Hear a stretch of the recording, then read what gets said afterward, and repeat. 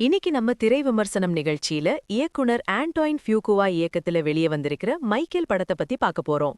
இந்த படத்தோட கதையை பத்தி பார்த்தோம்னா, மைக்கேல் ஜாக்சனோட பயோபிக் தான் இந்த படம் அப்படிங்கிறது உங்க எல்லாருக்கும் தெரியும். மைக்கேல் ஜாக்சன் யாருன்னு நாங்க சொல்லி உங்களுக்கு தெரிய வேண்டிய அவசியமும் இல்ல.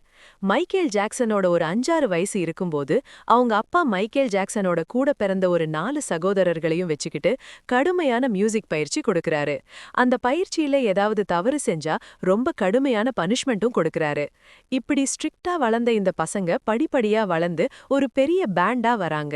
அதுல மைக்கேல் ஜாக்சன் தனித்துவமா வெளியே தெரியறதுனால அவரு படிப்படியா பல கிராமி அவார்டுகளை வின் பண்றாரு.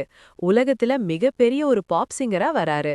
அந்த இடத்தை அடையறதுக்கு அவர் எவ்வளவெல்லாம் கஷ்டப்பட்டாரு அப்படிங்கிறது தான் இந்த படத்தோட கதை.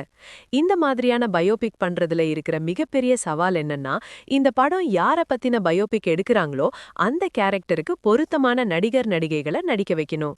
அதுதான் பெரிய பிரச்சனையே. இந்த படத்துல சின்ன வயசுல ஒரு மைக்கேல் ஜாக்சனை ஒரு பையனை காட்டுறாங்க. மைக்கேல் ஜாக்சன் சின்ன வயசுல எப்படி இருந்திருப்பாருன்னு நமக்கு தெரியாது. ஆனா இந்த படத்துல வர்ற அந்த மைக்கேல் ஜாக்சன் இவன் தான் மைக்கேல் ஜாக்சன் அப்படின்ற மாதிரி நம்ப வைக்கிற மாதிரியான ஒரு பையனை எடுத்து போட்டிருந்தாங்க. துரு துருன்னு அந்த பையன் நடிச்ச விதம் ரொம்ப பிரமாதமா இருந்தது. ஒரு 25 நிமிஷ படத்தையே அவன் தான் தாங்கி பிடிச்சான்னு சொல்லணும். அப்புறம் வாலிப வயசுல ஒரு மைக்கேல் ஜாக்சனை காட்டுறாங்க. அந்த கேரக்டர் பண்ணியிருக்கிறது யாருன்னா, ஜாஃபர் ஜாக்சன்னு சொல்லிட்டு மைக்கேல் ஜாக்சனோட சொந்த அண்ணன் பையன்தான். சொந்த அண்ணன் பையனா இருந்தா மைக்கேல் ஜாக்சனா நடிச்சிட முடியுமா அப்படிங்கிற கேள்வியெல்லாம் நமக்கு இருந்தது. ஆனா படம் பார்க்கும்போது ஆரம்பத்துல கொஞ்சம் டிசப்பாயிண்ட் ஆனாலும் கொஞ்ச நேரம் கழிச்செல்லாம் பார்க்கும்போது நம்ம மைக்கேல் ஜாக்சனையே நேர்ல பாக்குற மாதிரி தான் இருந்தது. இந்த ஆல்பம் எல்லாம் ஷூட் பண்றது, அந்த மேக்கிங் சீன் எல்லாம் காட்டும்போது உண்மையாவே மைக்கேல் ஜாக்சன் தான் அங்க நடிச்சிட்டு இருக்காரு அப்படின்ற ஒரு நம்பிக்கையை கொடுத்தது. படத்துல நிறைய நல்ல சீன் இருந்தது. அதுலயும் குறிப்பா சின்ன வயசுல இருந்தே அவங்க அப்பா இந்த பசங்க கிட்ட வாழறது ஒரு வாழ்க்கை, அதுல நீ ஜெயிக்கணுமா தோக்கணுமா அப்படிங்கறத நீயே முடிவு பண்ணிக்கோ அப்படின்னு சொல்லி கொடுத்தே வளர்ப்பாரு. அதெல்லாம் நல்லா இருந்தது. அப்புறம் அந்த சின்ன பையன் முதல்ல போயிட்டு இந்த ரெக்கார்டிங் தியேட்டர்ல பாடுற சீன் ரொம்ப நல்லா இருந்தது. வளர்ந்ததுக்கு அப்புறம் கூட மைக்கேல் ஜாக்சன் அதுக்கு மேல வளர முடியாம ஒரு இடத்துல போய் நிப்பாரு. என்னதான் இருந்தாலும் வெள்ளைக்காரனுக்கு கிடைக்கிற இடம் ஒரு கருப்பனுக்கு கிடைக்காது அப்படிங்கிற மாதிரி ஒரு எம்டிவி சம்பந்தமான ஒரு சீன் இருக்கும். அதெல்லாம் ரொம்ப நல்லா இருந்தது.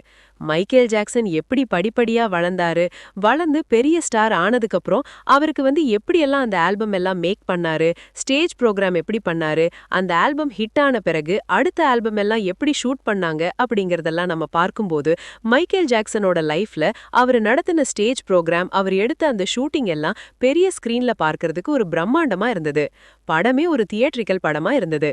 படம் பார்க்கும்போது ஒரு சின்ன வருத்தம். அது என்னன்னா, இப்போ நல்லா ஆடுறாரு, நல்லா பாடுறாரு, போற இடத்துக்கெல்லாம் நல்ல கூட்டம் வருது, உலகம் பூரா ரசிகர்கள் இருக்கானுங்க. இவரு உடனே என்ன பண்ணிருக்கணும், அமெரிக்க வெற்றி கழகம் அப்படின்னு ஒன்னு ஆரம்பிச்சு பிரசிடென்ட் எலெக்ஷன்ல நின்னு பிரசிடென்ட் ஆகியிருக்கலாமே. ஹே, எவனாவது கேட்பான் அவருக்கு என்ன தகுதி இருக்கு, என்ன அரசியல் அனுபவம் இருக்குன்னு. நல்லா கூட்டம் கூடுது, நல்லா ஆட்டம் ஆடுறாரு, நல்ல பாட்டு பாடுறாரு, இதுக்கு மேல என்னடா தகுதி வேணும்னு கேட்க வேண்டியதுதான். அப்புறம் மேடையில ஏறிக்கிட்டு என்ன புஷ் அங்கிள் பயமா இருக்கா, இதுக்கப்புறம் பயங்கரமா இருக்கும்னு பஞ்ச் டயலாக் பேச வேண்டியதுதான். ஃபன்னி கை. இதெல்லாம் கோட்டை விட்டுட்டு பாட்டு பாடிட்டு இருக்காரு பாகவதர் மாதிரி. படத்துல குறை அப்படின்னு சொன்னா, ஒரு படத்துல அப்பா கேரக்டர் காமிக்கிறாங்க. ஒரு ரொம்ப கஷ்டப்பட்ட ஒரு குடும்பம் 5 பசங்களை எப்படியாவது முன்னுக்கு கொண்டு வரணும்னு ரொம்ப ஸ்ட்ரிக்ட்டா வளர்க்கறாரு. பசங்களெல்லாம் போட்டு அடி பொளக்கிறாரு. அப்படிப்பட்ட ஒரு ஸ்ட்ரிக்ட்டான அப்பா ஒரு மிகப்பெரிய மைக்கேல் ஜாக்சன் அப்படின்ற ஒரு உலகத்துக்கே ஒரு அடையாளமா ஒரு பையனை கொடுத்திருக்காரு.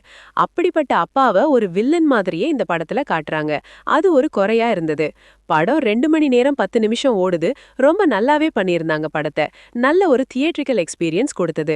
இடையில ஒரு ஹாஸ்பிட்டல் சீன் வரும். அங்க மட்டும் கொஞ்சம் 10 நிமிஷம் கொஞ்சம் மந்தமா போகும் படம். மத்தபடியெல்லாம் நல்லா தான் இருக்கு. ஆனா கதையில இவரோட வாழ்க்கையில நிறைய கேரக்டர் குறுக்கிடும். அதெல்லாம் காட்டாம வெறும் மேம்போக்கா தான் காட்டியிருக்காங்க. படத்துல இவர் ரொம்ப கஷ்டப்பட்டு மேல போனவரு, அதுக்கப்புறம் படிப்படியா கீழே எப்படி அவரோட வாழ்க்கை முடிஞ்சது அப்படிங்கிற வரைக்கும் எல்லாம் படத்தை கொண்டு போகல. அவர் உச்சத்தை தொட்டதோட படத்தை முடிச்சிருக்காங்க. அதுக்கப்புறம் அவர் வாழ்க்கையில படிப்படியா அவருக்கு தோல்விதான். நிறைய கோர்ட்டு கேஸு, நிறைய அசிங்கம் அவமானம், நிறைய பண இழப்பு, இந்த மாதிரியான ஒரு வருத்தமான விஷயங்கள் எல்லாம் அவர் வாழ்க்கையில நடந்தது. நம்ம ஒரு உச்சத்திலேயே வச்சு பார்த்த ஒரு நபரை நம்ம உச்சத்திலேயே படத்தை பார்த்து முடிச்சதும் ஒரு வகையில சந்தோஷமா தான் இருந்தது. அந்த சோக கதையெல்லாம் நமக்கு தேவையும் இல்ல. நிச்சயமா இந்த படம் ஒரு நல்ல ஒரு பொழுதுபோக்கு படம். இந்த மூவி ரிவ்யூ பிடிச்சிருந்தா ஒரு லைக் பண்ணுங்க, உங்க கருத்துக்களை கீழே கமெண்ட் பண்ணுங்க.